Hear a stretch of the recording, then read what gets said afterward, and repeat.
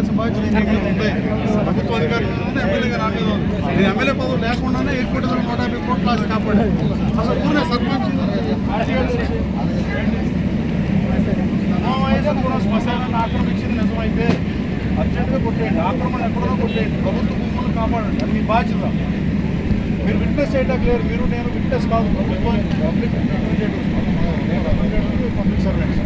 మీరు సమస్యను పరిష్కరించడానికి పనిచేయాలి. మీ గవర్నమెంట్ అసెట్ మీరే కాపాడాలి. బాపులపాడు మండలంలో ఎక్కడైనా గవర్నమెంట్ ల్యాండ్ ఆక్రమించి ఉంటే నేను పేద ప్రజలు ఇళ్ల కోసం కైకాదని చెప్పాను. మామూలుగా ఆక్రమణ కూరగాయంటే అయినా తీవని చెప్పి అమ్మరు చెప్పాను. పాత అమ్మరు సర్టిఫికేట్ లేదని మార్చాను. దీనికి చెప్తే గట్టిగా అది చేయాలి. వీళ్ళకి శ్మశానం కనుక నిజంగా ఆక్రమణ కూరైతే 2 రోజుల్లో మీరు తీసేయాలి. మాజీ రాజ్యసభ సభ్యులు డాక్టర్ కేవీపీ రాజచంద్రరావు సొంత గ్రామంలో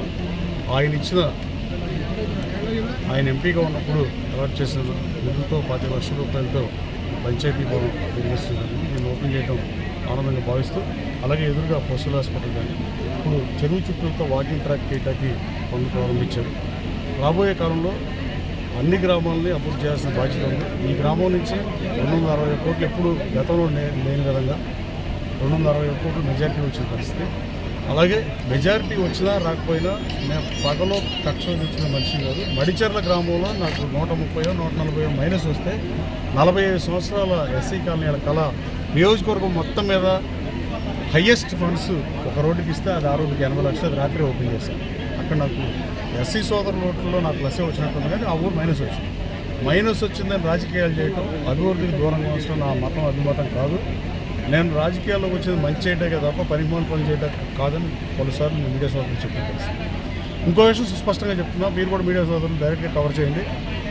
ఏ మండలంలో అయినా ఇవాళ త్రిబులైటీకి వచ్చిపోరని గన్నవరం నియోజకవర్గం తీసుకొస్తానికి అన్నీ మాట్లాడి ఒప్పించి మెప్పించి తీసుకొద్దామని ట్రై చేస్తే మేధా టవర్స్లో 37,000 స్క్వేర్ ఫీట్ ఖాళీగా ఉంటే దాంట్లో టెంపరీగా త్రిబులైటీకి వచ్చిపోలేడు పెడతానికి ఒప్పుకుని తర్వాత మాకు ల్యాండ్ చూపిస్తే గన్నవరంలో పెడతానంటే దురదృష్టం.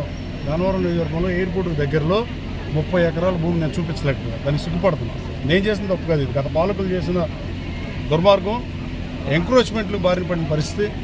ప్రజల ధనమాన ప్రాణ రక్షణను కల్పించలేనప్పుడు శాసనసభ్యుడిగా ఎవరన్నా ఉపయోగం లేదు. కనీస బాధ్యత ఇది.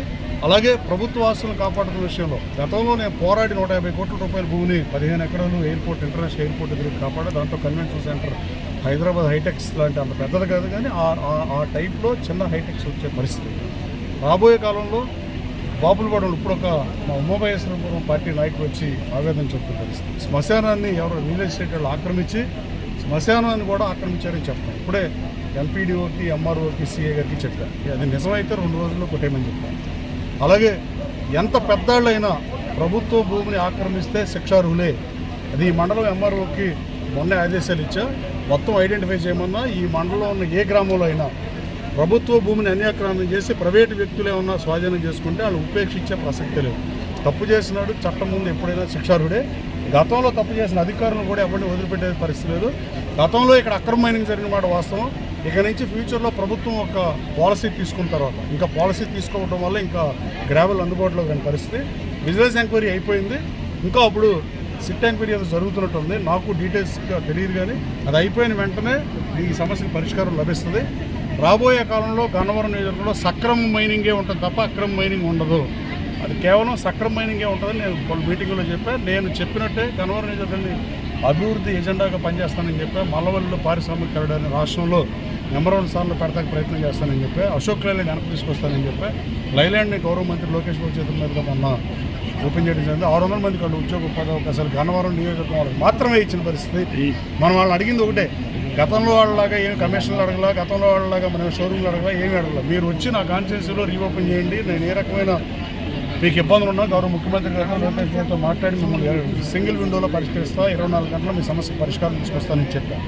అలాగే గన్నవరం నియోజకవర్గంలో ప్రజలకు ఉద్యోగ ఉపాధి అవకాశాల కోసమే కోరుకుంటుంది తప్ప నేను మిమ్మల్ని నుంచి ఏం ఆశిస్తుందని చెప్పా. దాన్ని మాట నిలబెట్టుకుంది హోసూర్ ఎండీ కానీ ఆ 4 ఎండీలకి అశోక్ లైలాండ్కి సంబంధించిన ధీరజ్ గారికి ఓనర్ గారికి కూడా ధన్యవాదాలు తెలియజేస్తున్నాను. రాబోయే కాలంలో మల్లవల్లిలో పరిశ్రమలు రాబోతున్నాయి. బాపులపాడు మండలం దశ దిశ మారబోతుంది. ఇక్కడ ఈ మండలం నుంచి యువత ఎవరు వలస వెళ్ళే పరిస్థితి ఎట్టి పరిస్థితి ఉండదు. అదర్ దాన్ ఐటీ జాబులు తప్ప మిగతా ఏ జాబ్ అయినా మన కాన్స్టిట్యున్సీగా పక్క కాన్స్టిట్యున్సీలో ఉద్యోగం చేసే పరిస్థితి వస్తుంది తప్ప ఈ నియోజకవర్గంలో చదువుకున్న యువత నిరుద్యోగుడుగా ఉండటానికి అవకాశం లేకుండా పనిచేస్తున్నా. గన్నవరం సెంటర్లో కూడా బాగున్న పరిస్థితి. గన్నవరం బోర్డును తీయొచ్చని మీ మీడియా సోదరులు చాలాసార్లు బెగ్గింగ్ చేసి అడుగుతున్నా. అక్కడ గన్నవరం బోర్డు చూపించొద్దు. మీరు గన్నవరంలో హెచ్సిఎల్లో ఎయిర్పోర్ట్లో లేదా రేపు రాబోయే కాలంలో మహాత్మా గారికి స్టాచ్యూ కామశేఖరం పెడుతున్నాం. దాన్ని ట్రీట్ చేస్తాం. సెంటర్లో రామారావు గారి కామశేఖరం పెడుతున్నాం. ఇది నెలలోపు అయిపోతుంది. ఓపెన్ చేస్తాం. మంచి రోజు చూసి వాళ్ళ బర్త్డే చెప్పడం ఇలాంటివి చూసి చేస్తాం. మీరు ఎక్కడి నుంచి గన్నవరం అంటే గన్నవరం సెంటర్ అన్న చూపించాల్సిన అవసరం మీకు కూడా ఉందని చెప్తున్నాం. అలాగే గన్నవరం నియోజకవర్గ జర్నలిస్ట్ సోదరులు కూడా ప్రజా సమస్యల పరిష్కారంలో మీరు సైతం మీరు పార్టిసిపేట్ చేసిన మమ్మల్ని కోరుతూ మీ గురించి నేను రాష్ట్ర వ్యాప్తంగా జర్నలిస్ట్ సోదరుల గురించి కూడా శాసనసభలో ఎవరు మాట్లాడలేదని నాతో మా పక్క సీటే కాలువ శ్రీనివాసరావు గారు, ఆయన జర్నలిస్ట్గా పనిచేసి పార్లమెంట్ సభ్యుడిగా పనిచేసి మంత్రిగా చేసి వాళ్ళ శాసనసభ్యుడిగా ఉన్నారు. నువ్వు మాట్లాడావు సోదరా అని చెప్పారు. నేను మీకోసం కూడా అసెంబ్లీలో 2 సెంట్లు 3 సెంట్లు 1 సెంట్ ఎక్స్ట్రా వేసి ప్రభుత్వానికి ప్రజలకు వారధగా ఉండి సమస్యల్ని ప్రభుత్వం దృష్టికి ప్రజల సమస్యల్ని అధికారుల దృష్టికి తీసుకొచ్చే మీడియా సోదరులకు కూడా ల్యాండ్ ఇవ్వాల్సిందిగా కోరే, గౌరవ ముఖ్యమంత్రి గారిని కూడా కోరే. నూనెలో రాజశేఖర రెడ్డి గారి టైంలో 2008లో జీవో ఇస్తే 2019లో చంద్రబాబు నాయుడు జీవో ఇస్తే అది అన్యాక్రాంతమయ్యి ఆక్రమణకు గురైతే ఆక్రమణలన్నీ కొట్టించాము. నేను ఎంఆర్ఓకి కలెక్టర్ గారికి చెప్పి మాట్లాడి మొన్న ఆదేశాలు ఇస్తే ఉన్నవన్నీ కొట్టేశారు. 2వ 3వ కోర్టుకు వెళ్ళారు. ఈ నియోజకవర్గంలో గవర్నమెంట్ ఆస్తుల్ని కబ్జా చేద్దాం అనుకునే వాళ్ళు 1కి 2 సార్లు ఆలోచించుకోండి. మీరు ఖర్చు పెట్టిన డబ్బు పోతుంది. మీరు గోడలు కట్టినా ఆ డబ్బు కూడా గోడకు సున్న వేసినట్టే. మీరు ఎవరో దయచేసి నా టెన్యూర్లో ఇలాంటివి చేద్దామన్న ఆలోచన కూడా మీ ద్వారా చేయొద్దని మీ ద్వారా తెలియజేస్తాను.